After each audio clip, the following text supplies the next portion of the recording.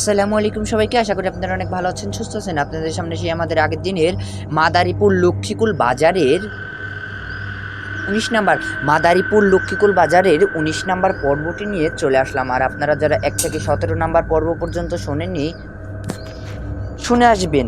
যারা সরাসরি ১৯ নাম্বার পর্বটি শুনছেন, সরাসরি ১৯ নাম্বার পর্বটি শুনলে বুঝতে পারবেন না। তাই ১ থেকে ১৮ নম্বর পর্ব শোনার পরে তারপরে ১৯ নম্বর পর্বটি শুনবেন, তাহলে পুরো ঘটনাটা বুঝতে পারবেন। তাই বলছি, অনুরোধ করছি যে ১ থেকে ১৮ নম্বর পর্ব শোনার পরে তারপরে ১৯ নম্বর পর্বটিতে আসবেন, তাহলে পুরো ঘটনাটা বুঝতে পারবেন। আবারও বলছি, ১ থেকে ১৮ নম্বর পর্ব শুনবেন, তারপরে ১৯ নম্বর পর্বটিতে আসবেন, তাহলে পুরো ঘটনাটা বুঝতে পারবেন। আর ঘটনা চলে যাচ্ছি আমরা। আর ঘটনায় যাওয়ার আগে আমি আর একটা কথা বলি। কথাটি হচ্ছে, ঘটনার শুরু থেকে শেষ হওয়া পর্যন্ত কোনো ভুল হলে ক্ষমার দৃষ্টিতে দেখবেন। ঘটনার শুরু থেকে শেষ হওয়া পর্যন্ত এর মধ্যে কোনো ভুল হলে ক্ষমার দৃষ্টিতে দেখবেন। চলে যাচ্ছি আমরা ঘটনায়। ওই লোকটা যাচ্ছিল ওই বাড়ির পাশ দিয়ে, যেই বাড়িতে কেউ থাকে না। পেছনে লোকটা অনেক তাড়াহুড়া করছে, কিন্তু পেছনে ওই মহিলাটা। আর ওই বাড়ির একটা শব্দ শুনে সে তার শরীরটা আর পাটা নড়তে পারছে না, সে ওখান থেকে যাইতেও পারছে না। নূপুরের আওয়াজ। আর তখন ওই বাড়িতে একটা শব্দ হচ্ছিল, নূপুরের আওয়াজ আর মানুষের কথার শব্দ।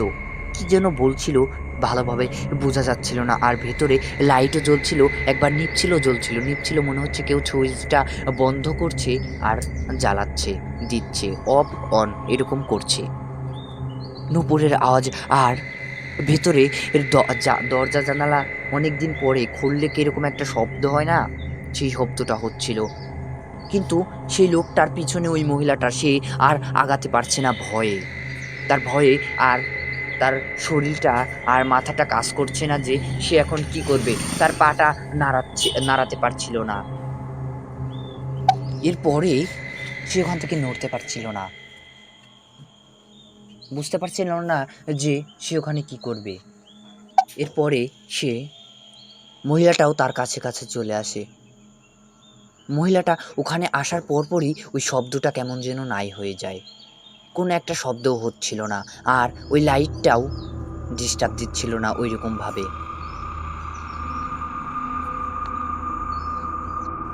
এরপরে সে তার বাড়িতে নিজ বাড়িতে চলে যেতে থাকে। ওই মহিলাটাই তাকে নিয়ে যেতে থাকে, বলে যে তোর কোনো ভয় নেই, আমি যাচ্ছি তোর সাথে। তখন আমার কোনো আর উপায় ছিল না, কারণ ওই মহিলাটার সাথে না যাওয়া পর্যন্ত গেলাম তার সাথে। বাড়ি পর্যন্ত, বাড়ি অবধি পৌঁছে দিল, কিন্তু এর মধ্যে আমার কিচ্ছু করেনি। বাড়ি অবধি পৌঁছে দেওয়া পর্যন্ত আমার কোনো ক্ষতি কিংবা আমার সাথে কিচ্ছু করেনি। মহিলাটি একটা কথা বলে যে আমি আগে এই বাড়ির মধ্যে থাকতাম। তার সাথে একটা গল্পও হলো আমার।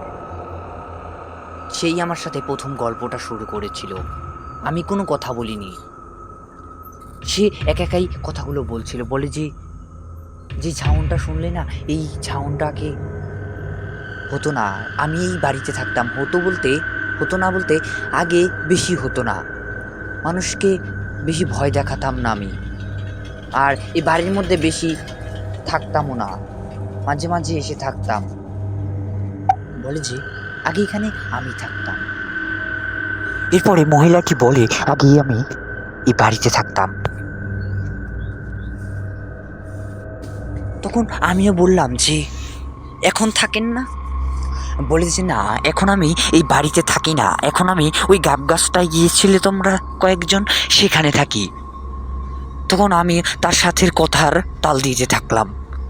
দেখা করলো সে রেগে গেল, এই কারণে তার কথার জবাবদিহিতা করতে থাকলাম আর কিছু জিজ্ঞেস করতে থাকলাম যে দেখি মহিলাটি কেমন মনের মানুষ।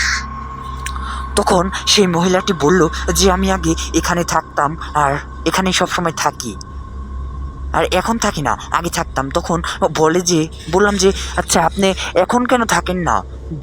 বলে যে এখন থাকি না, কিছুদিন আগে থেকে একটা সমস্যায় পড়ে এখান থেকে আমি ত্যাগ করে চলে গিয়েছি, এখানে আর থাকি না, থাকা হয় না এখন। এখানে কি? তখন বললাম এখানে কে থাকে এখন? এই যে একটা শব্দ পেলাম যে।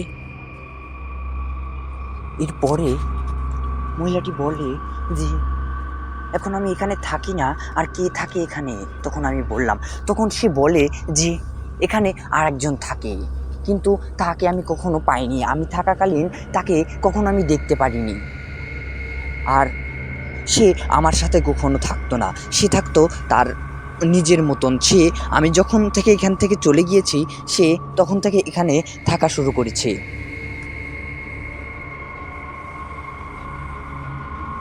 আর ওই শব্দটার কারণটা আমিও বুঝতে পারছিলাম না।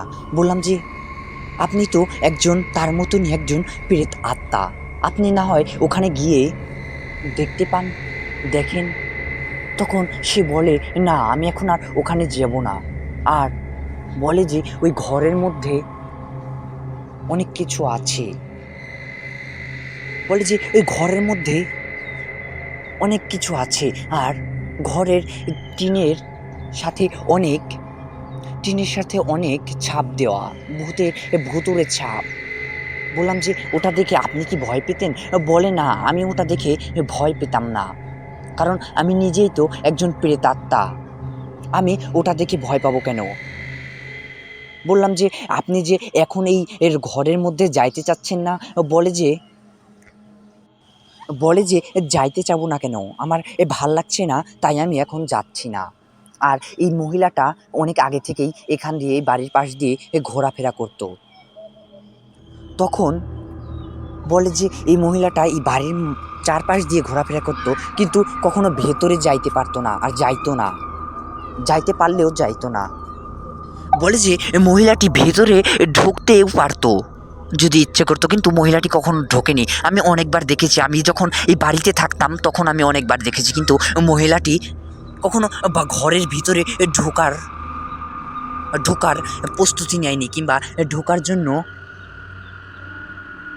জন্য কোনো সময় যাওয়ার জন্য একটা করেনি, আক্ষেপ করেনি, মানে যে আমি এখানে যাব, এরকম একটা আতঙ্ক সৃষ্টি করেনি। মহিলাটি বাইরে দিয়ে ঘোরাফেরা করেই বাইরে থেকেই চলে যেত, বাড়ির চারপাশ দিয়ে মাঝে মাঝে এসে চারপাশ দিয়ে এসে ঘুরতো। আর ওই যে দেখছেন ওখানে একটা বাথরুম আছে না, সেই বাথরুমটাও এখন ভাঙাচোরা, ওখানে এসে দাঁড়িয়ে থাকতো সব সময়।